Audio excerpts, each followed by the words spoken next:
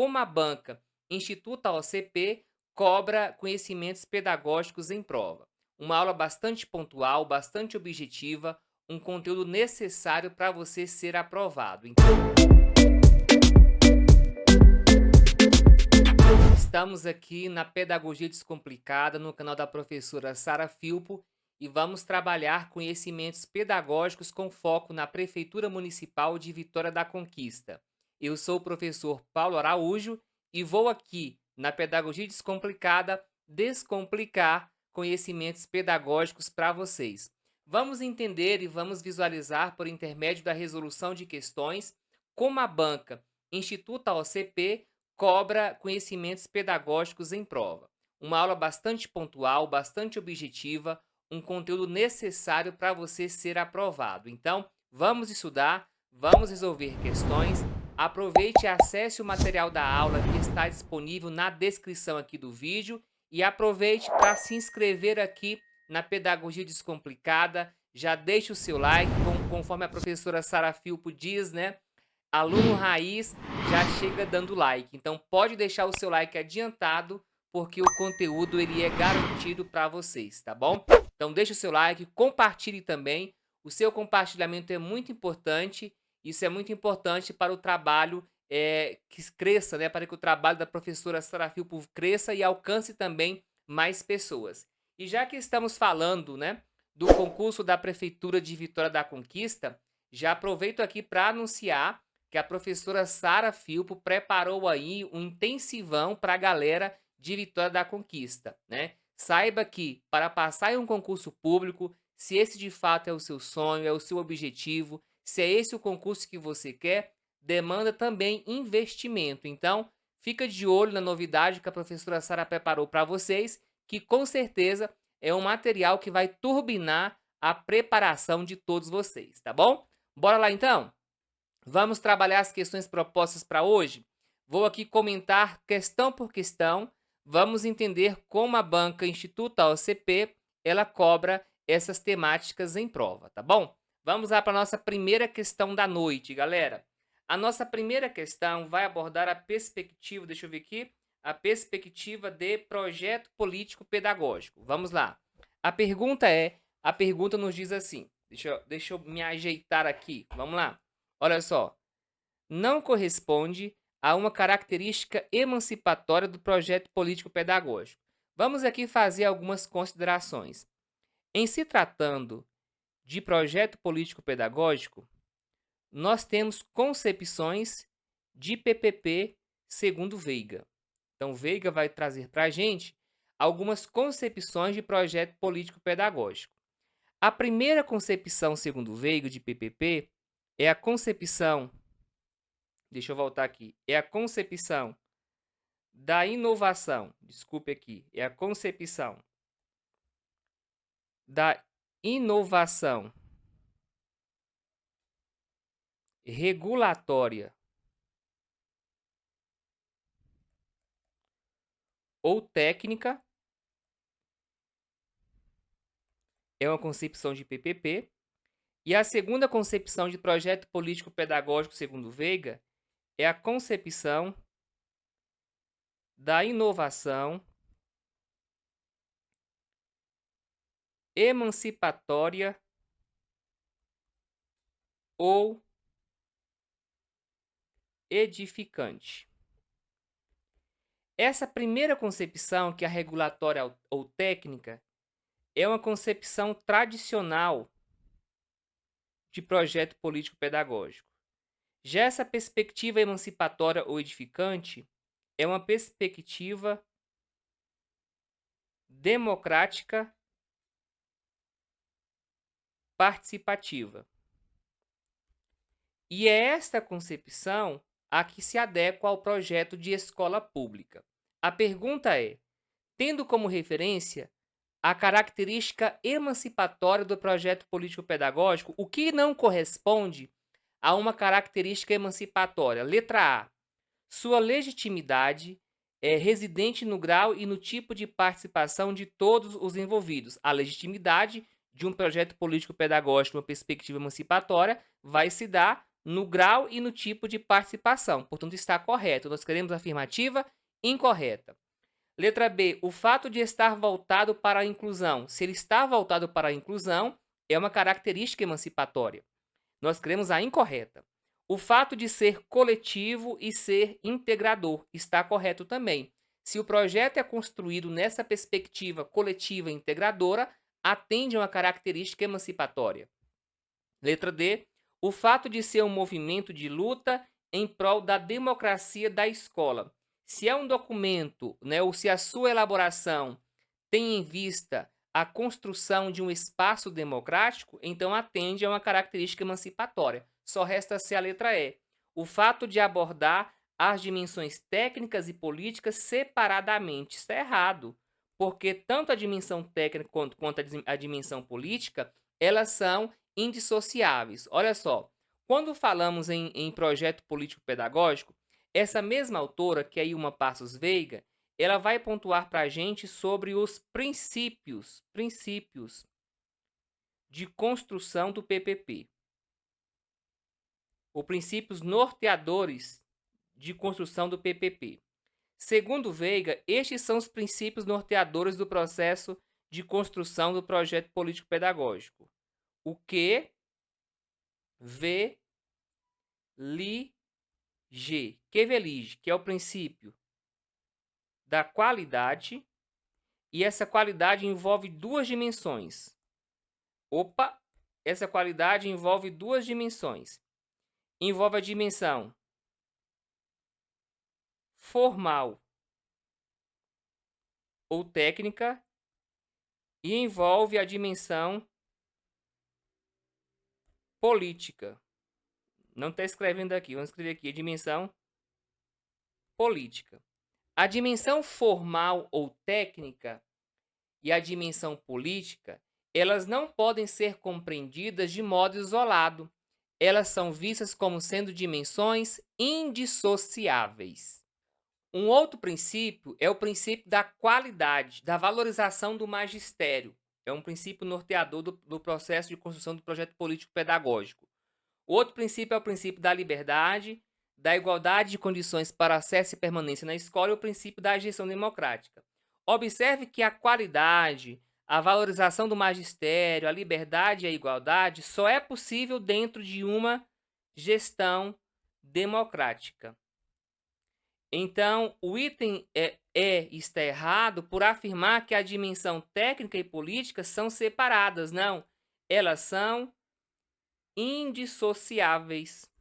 Indissociáveis. Portanto, letra E é a nossa afirmativa incorreta. Vamos agora para a questão de número 2. Vamos abordar aqui a perspectiva de planejamento. Vamos lá? Essa é a questão de 2013 da banca Instituto OCP. Vamos lá. Diz assim a questão para a gente. O planejamento escolar, e lembrando que essa foi uma questão da prova de 2013 aí que a banca aplicou em Vitória da Conquista, tá? Olha só. O planejamento escolar é uma tarefa docente, que inclui a previsão das atividades didáticas e a revisão e a adequação no decorrer do processo de ensino. A pergunta é: são componentes básicos do planejamento docente, exceto, né, quais são, né, qual é o tipo de planejamento que envolve o planejamento docente? Olha só, o plano de ensino e o plano de aula. Quando olhamos para a natureza, da composição do plano de ensino e do plano de aula, nós vamos ver que eles possuem os mesmos elementos constitutivos. O que é que vai diferenciar o plano de ensino do plano de aula? Qual a principal diferenciação? A diferenciação está na duração desses planos. Por exemplo, o plano de ensino ele é construído para um período maior, para um período letivo maior, seja o período de um bimestre, de um semestre, de um módulo ou de uma unidade. Já o plano de aula, a sua duração é para um período menor, é para o período específico de uma aula ou de um conjunto de aula.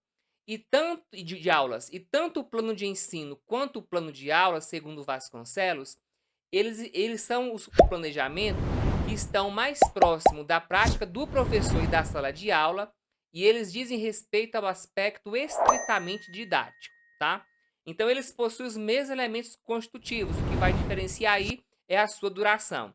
E dentre os elementos que a questão nos traz aqui, qual deles, né, dentre os componentes, qual deles não faz parte do planejamento docente? Vamos lá então pensar. Metodologia faz parte? Com certeza, né?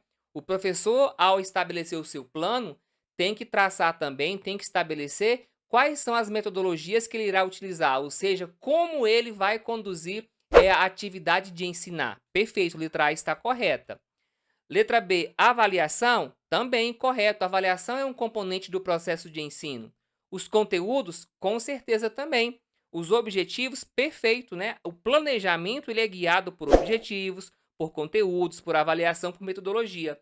O que não está entre os componentes do planejamento docente é hipótese, né? Portanto, letra E é a nossa afirmativa aqui incorreta. Menos hipótese que não compõe, que não é um componente básico, né, do planejamento docente.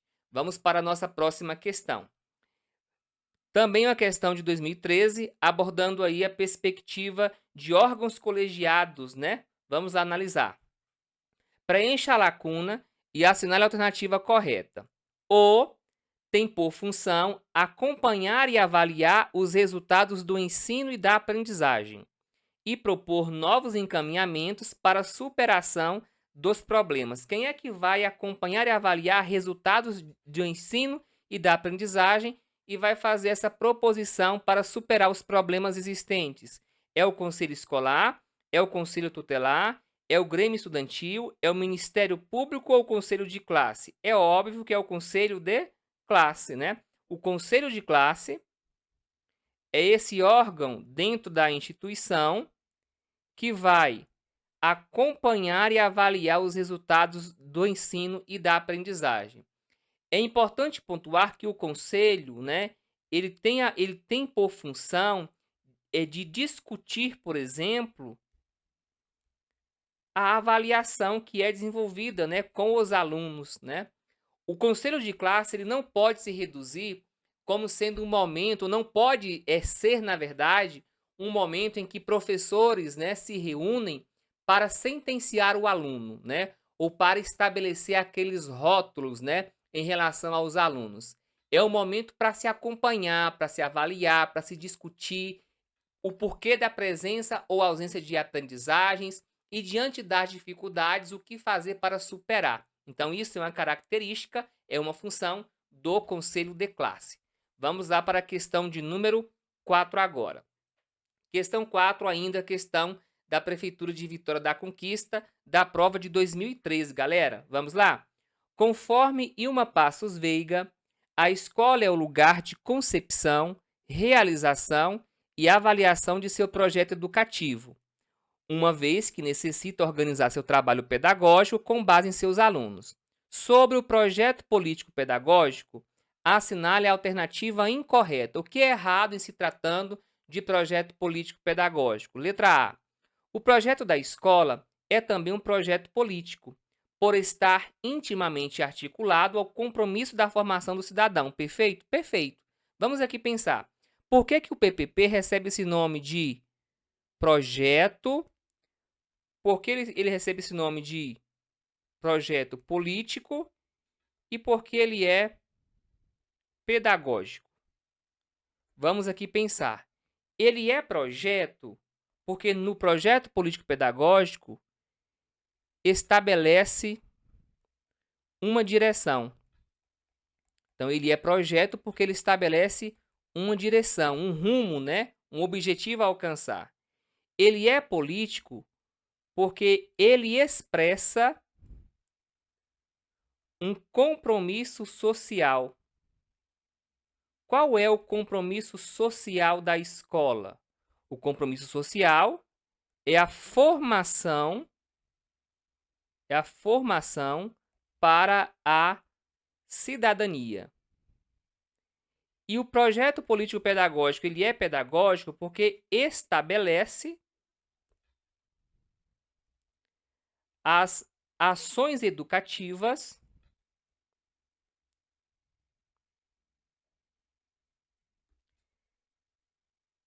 que a escola irá realizar.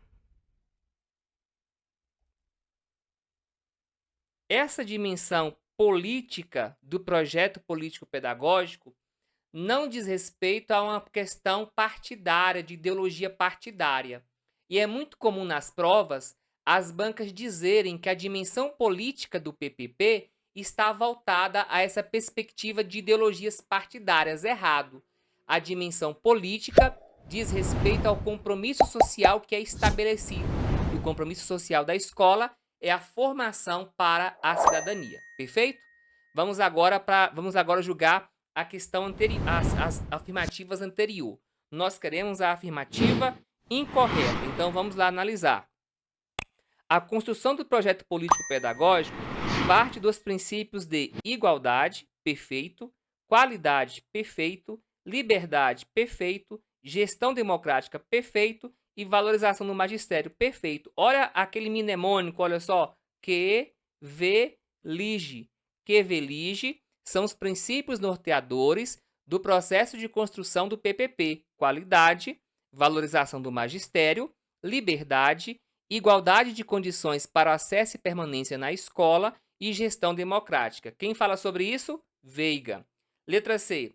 O responsável por pensar, elaborar e revisar o projeto pedagógico é a equipe pedagógica da instituição. Gente, se o documento ele é construído coletivamente, se é um planejamento participativo, tanto a sua elaboração quanto a sua revisão diz respeito a um aspecto coletivo, né? Então, se o coletivo elabora, o coletivo também vai revisar. Portanto, essa é a afirmativa incorreta.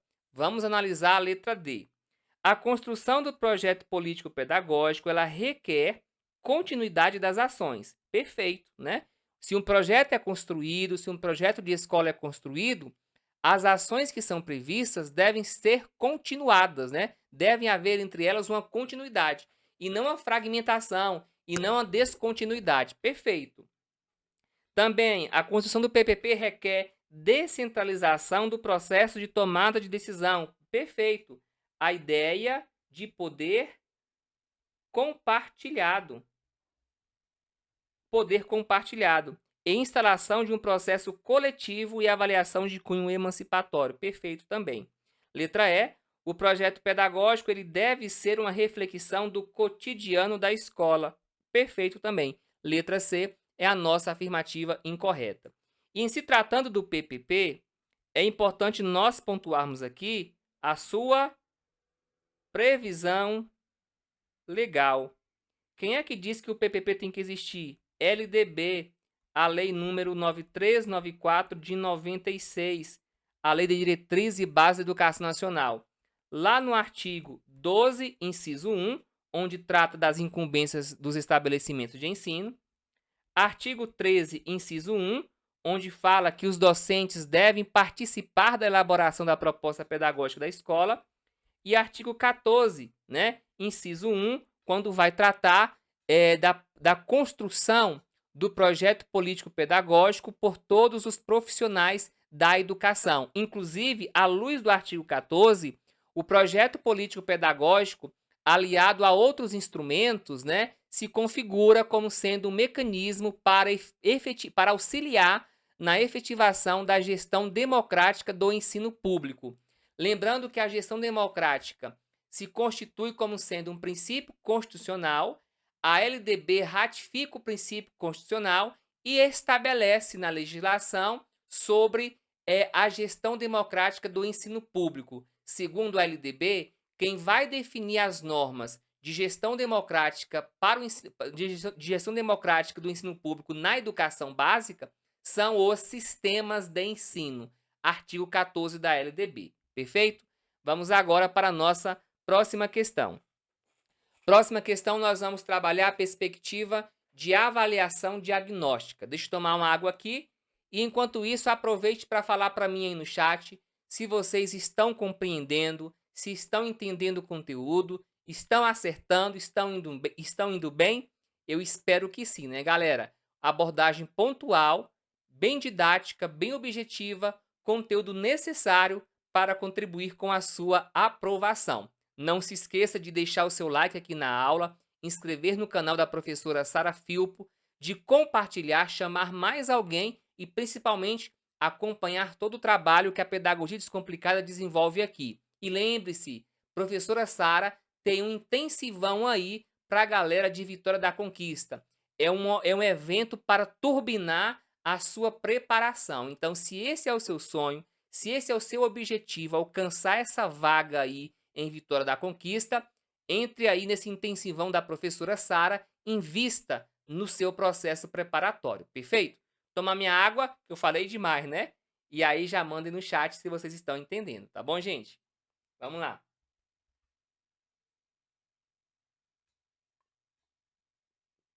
Questão 5 agora. Questão 5, vamos trabalhar aqui a perspectiva de avaliação. Também é uma questão de 2013, que a banca aplicou aí em Vitória da Conquista. Vamos lá? A pergunta é: conforme os princípios da avaliação da aprendizagem, a função da avaliação diagnóstica é... Qual é a função da avaliação diagnóstica? Letra A.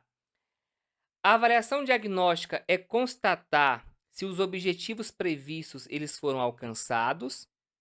Ela é classificar, né, os resultados de aprendizagem alcançados pelos alunos. A ideia do diagnóstico não é classificação, a ideia não é constatação, se aquilo que foi estabelecido alcançou-se ou não.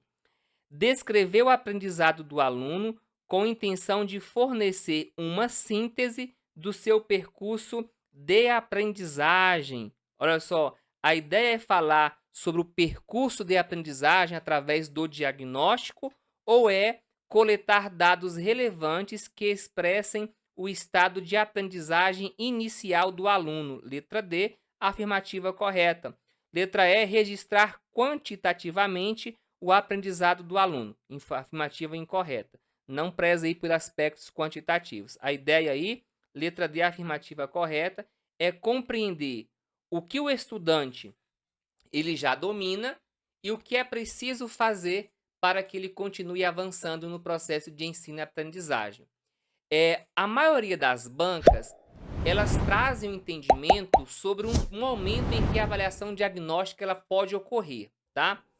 As bancas apontam de normalmente, tá? Normalmente, a avaliação diagnóstica ela ocorre no início de um período letivo, mas ela pode também ocorrer no meio ou durante, né, o processo.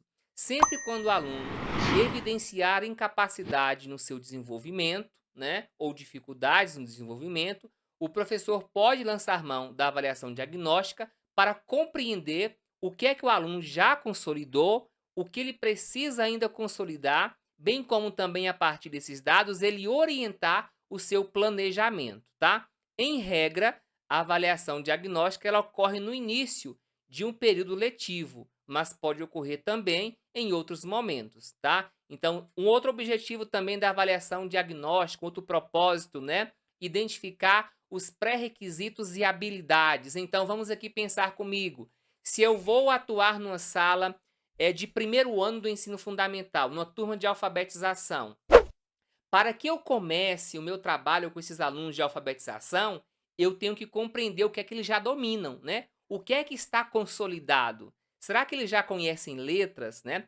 Será que eles já conhecem alfabeto? Será que eles já sabem diferenciar letra de número, né? Então, isso e como é que eu vou compreender isso? Por intermédio do diagnóstico. Eu vou buscar, através da avaliação diagnóstica, compreender quais são os pré-requisitos, quais são as habilidades que esse aluno já possui, né? Bem como também compreender o que é que ele precisa, né? Para avançar, o que ele falta ainda para consolidar determinados conhecimentos. Então, o diagnóstico ele traz aí esse panorama, né? Para o professor e vai contribuir para a orientação e planejamento da prática pedagógica, tá bom? Vamos lá para a próxima questão agora. Questão de número 6 agora. Nos diz assim a questão 6. Marque a única opção que diz respeito a uma gestão democrática e participativa. Lembrando que gestão democrática e participativa também é tema do seu edital aí em Vitória da Conquista. Vamos lá analisar. Primeira afirmativa. Em uma gestão participativa, diretores e coordenadores escolares, eles definem os rumos da escola e dos processos que ali se dão. Afirmativa incorreta, tá? Por que incorreta, pessoal? Embora nós temos os diretores e os coordenadores escolares compondo aí ou encabeçando, né, a gestão da escola, numa perspectiva democrática, a decisão pelos rumos da escola é uma decisão coletiva e não de um grupo específico no espaço escolar. Portanto, é a coletividade quem vai definir. Quem é essa coletividade? A comunidade, né?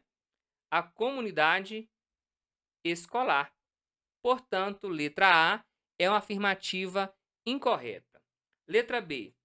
Em uma gestão participativa, os alunos, olha só, não precisam ser ouvidos e considerados. Assim, eles não são partícipes da construção cotidiana da escola. Se os alunos vivenciam ou pertencem a uma escola ou pertencem a uma instituição, eles também são sujeitos de direitos.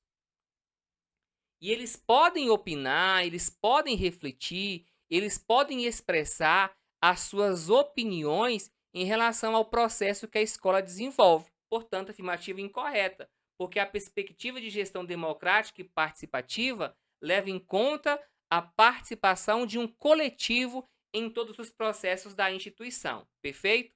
Vamos lá. Em uma gestão participativa, as reflexões coletivas, elas são apenas para cumprir protocolos. Se a questão está dizendo que ouvir coletivamente ou refletir coletivamente é apenas para cumprir protocolo, então está reduzindo essa reflexão a um processo burocrático. Então já está errado. Afinal, sempre é o diretor escolar que deve tomar decisões. Não. Embora o diretor encabeça a gestão da escola, mas as decisões que ele toma é com base em discussões coletivas. Portanto, letra C incorreta. Letra D. Em uma gestão participativa, a comunidade escolar é parte integrante, integra as discussões e tomada de decisões na escola. Perfeito, né? Letra D, afirmativa correta. Quando falamos em gestão democrática, é importante pontuarmos algumas questões aqui, tá? Gestão democrática. Primeiro, gestão democrática não se reduz, ou você não pode reduzir, né? Ou você não pode entender gestão democrática como apenas eleição de diretor e vice-diretor na escola, tá? Não. A gestão democrática, ela diz respeito a processos participativos, tá? Gestão democrática diz respeito a processos participativos na escola. E processos de três naturezas. Processos PAF, tá? Então, falou em gestão democrática, diz respeito a processos participativos de natureza PAF, de natureza. Processos participativos de natureza pedagógica, administrativa e financeira. Então, numa gestão democrática, todo o coletivo participa do pedagógico, participa do administrativo e participa dos aspectos, né, das decisões financeiras da instituição, tá bom? Vamos lá para a nossa próxima questão. E aí, aproveitando que estamos falando de gestão democrática, vamos trazer aqui uma disposição da LDB. Eu acho que é muito importante nós fazermos essa pontuação. A LDB, lá no artigo 14, ela diz o seguinte para a gente. Olha o que diz a LDB. A LDB diz o seguinte, que são os sistemas de ensino. Quem são os sistemas de ensino, pessoal? Podem ser eles, o sistema de ensino federal, o sistema de ensino estadual ou distrital e o sistema de ensino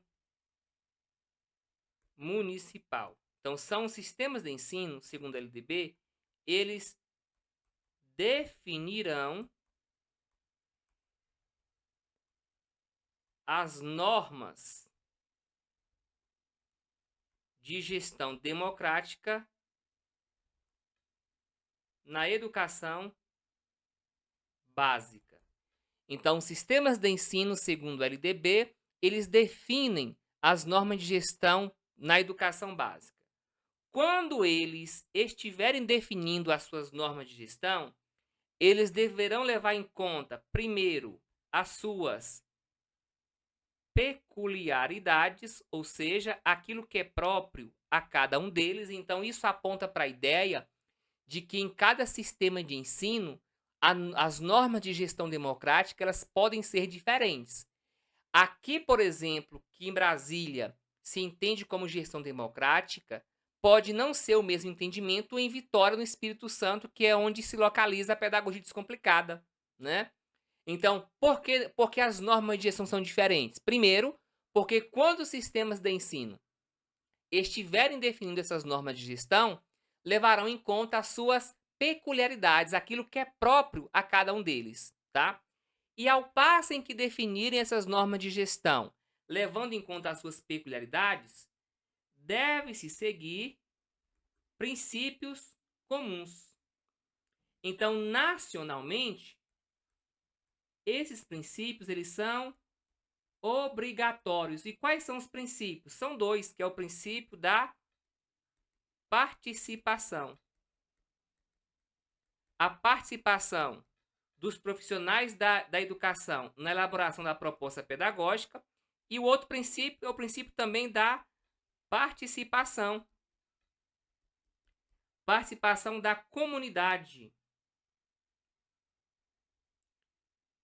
em conselhos escolares ou equivalentes. Então, observe que nós temos aqui o projeto político-pedagógico e os órgãos colegiados como mecanismos que auxiliam na efetivação da gestão democrática. Perfeito? Então, na educação básica, quem define as normas de gestão democrática são os sistemas de ensino. Perfeito? Entenderam? Compreenderam? Muito importante vocês se apropriarem do artigo 14, porque as bancas, cobram ele demais. Vamos lá para a questão de número 7 agora. Deixa eu tomar uma água aqui. E aproveito e pergunto, já deixou o seu like na aula? Já compartilhou? Já chamou alguém aqui para estudar com a gente na Pedagogia Descomplicada? Isso é muito importante, tá? Da mesma forma que estamos aqui contribuindo com vocês nesse processo preparatório, também contamos com a sua contribuição, divulgando o nosso trabalho, inscrevendo-se aqui na Pedagogia Descomplicada, seguindo a professora Sara Filpo nas redes sociais e compartilhando, tá?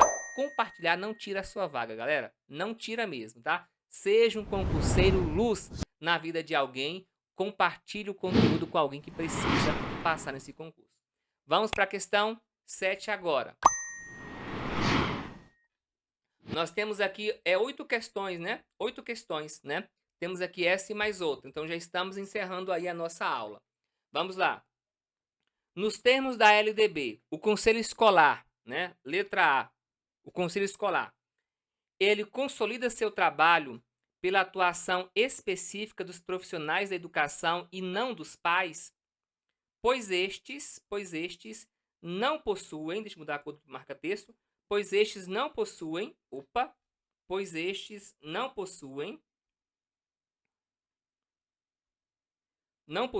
conhecimento pedagógico necessário para a elaboração de um projeto educativo. Isso está errado, tá? Porque o Conselho Escolar, ele possui representantes, tá? O Conselho Escolar possui representantes de toda a comunidade.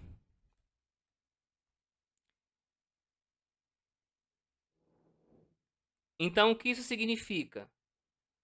No Conselho Escolar, nós vamos ter representantes do segmento pais, do segmento professor, do segmento alunos, do segmento carreira assistência. Então, todos os segmentos da escola vão ter representatividade no Conselho Escolar. Então a questão está errada por afirmar que os pais não podem participar porque não possuem conhecimento. Errado. Letra B. Ele constitui uma forma de organização institucional. Perfeito? Perfeito, né? Institucionalmente, o conselho é uma forma de organização. Agora, que depende principalmente da direção da escola e da equipe técnica da Secretaria de Educação. Errado, né? Tendo em vista que a LDB fala que os sistemas de ensino devem promover, né, ou garantir às unidades escolares progressivos graus de autonomia pedagógica, administrativa e financeira, o conselho escolar é um arranjo, né, institucional da própria instituição. Então depende, né, da própria instituição especificamente, né, e não, por exemplo, da própria Secretaria de Educação. Isso não significa, isso não significa que a atuação do conselho escolar deva desconsiderar as legislações impostas, né, pela Secretaria de Educação. Não, isso não significa, tá? É claro de que o conselho escolar vai agir dentro da legalidade, dentro da legislação. Então, é um arranjo institucional. É um órgão colegiado a nível da instituição que vai aí tecer, né, ou tomar decisões em diversos aspectos da vida da escola. Perfeito? E lembre-se, o conselho escolar, ele conta com representantes de todos os segmentos da comunidade. Vamos para a próxima, letra C agora. Ele constitui um importante espaço para fortalecer a gestão escolar participativa e a elaboração do projeto pedagógico da escola. Perfeito, né? Ele atua colegiadamente. Perfeito? Perfeito. Com a participação de toda a comunidade escolar. Perfeito? Perfeito.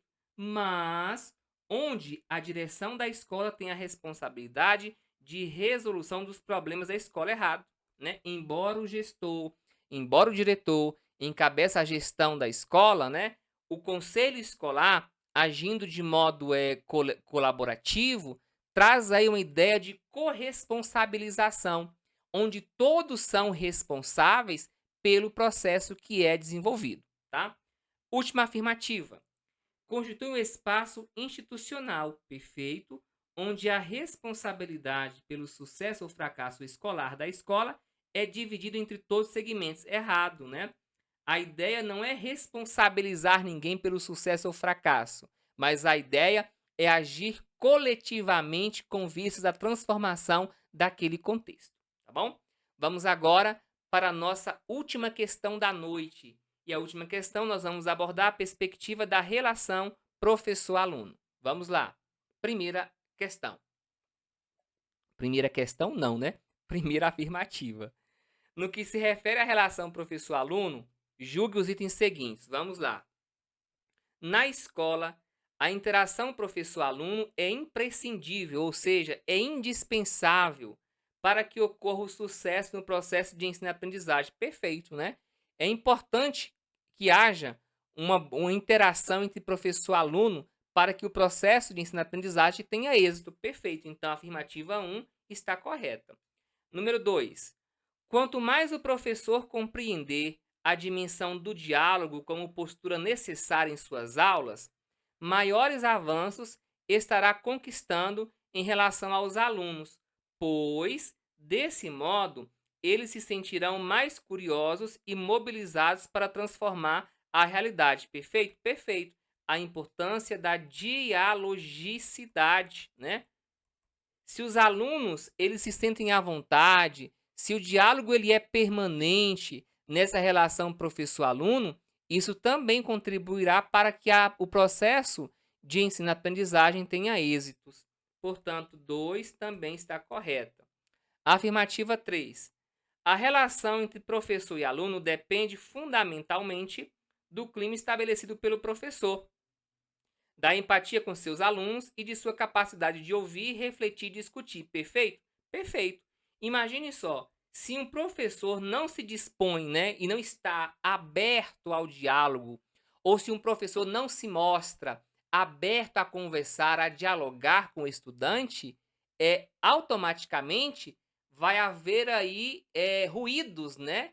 Ou vai haver aí falhas nessa relação, né? Então, fundamentalmente, depende aí do professor, do clima que é estabelecido pelo professor. Se de imediato o professor já se coloca disponível, já se coloca à disposição para sempre dialogar, discutir, ouvir, né, o outro, ouvir o estudante, sempre ter uma escuta e olhar sensível às demandas da turma, isso vai contribuir para que haja uma interação entre professor e aluno. Portanto, a afirmativa 3 também é a afirmativa correta. Desta forma, todos os itens eles são corretos, galera. Todos os itens eles são corretos. Encerramos aqui então mais uma aula de conhecimentos pedagógicos com foco no concurso de Vitória da Conquista, tá? Encerramos aqui mais uma aula. Foi muito bom estar aqui com vocês na Pedagogia Descomplicada, trabalhando com conteúdo pedagógico para auxiliar vocês nesse processo preparatório. A todos vocês que acompanharam essa aula, fica aqui o nosso muito obrigado. E vou fazer mais uma vez aquele pedido, hein? Não deixe de se inscrever nas redes sociais aqui da Pedagogia Descomplicada. Inscreva-se aqui no canal. Também inscreva-se, siga a professora Sara no Instagram. Siga o professor Paulo também no Instagram, Espaço Pedagógico. Tira um print aqui da aula, marca a gente, conta para a galera que você esteve presente na aula. Isso é muito importante porque é uma forma de divulgar também o nosso trabalho. E aqui vou finalizar com um recadinho. Professora Sara Filpo tá movimentando no chat agora, tá? Se você está se preparando para o concurso público da Prefeitura de Vitória da Conquista e quer turbinar, ou seja, você quer alavancar mais ainda a sua aprendizagem, o seu processo preparatório, participe do sábado intensivo que a professora Sara Filpo está promovendo. É um investimento pequeno, tendo em vista o resultado grande que é a sua aprovação. Minha gente, vou ficando por aqui. Obrigadão, abração e prossigam estudando, tá? Não desanime. Concurso público é foco. Então tenha foco, tenha disciplina, tenha rotina de estudos e estude com bons materiais e bons professores. E aqui você tem tudo isso, tá bom? Então, vou ficando por aqui. Tchau, tchau e até mais, até a próxima aula.